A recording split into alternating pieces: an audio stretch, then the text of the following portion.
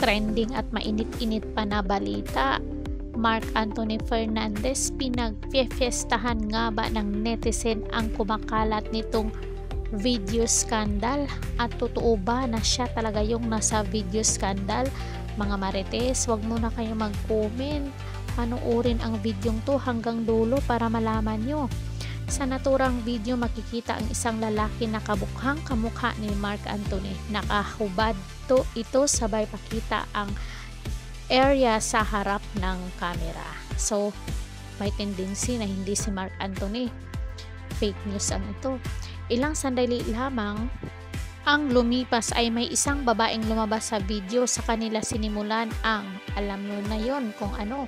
Maikli lamang ang naturang video at medyo malabo rin ang pagkakakuha.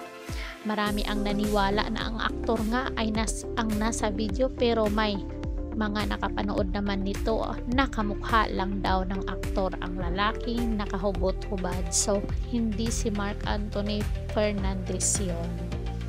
Isang source naman ang nakapagsabi na kuha raw ang video sa isang eksena na ginawa ni Mark Anthony Fernandez sa pelikulang Scorpion Nights 3 kasama ang Viva Max bombshell na si Christine Bermas, kung saan buong tapang na nagpakita ng kanyang private part ang aktor. O diba? May ipagmamalaki naman daw ito, kaya may karapatan siyang ibandera ang tinatagong pagkalalaki. Sana all. Samantalang may nakita naman sa social media, tila pinagkakakitaan pa ng ilang netizen at kumakalat na video scandal umano ng aktor.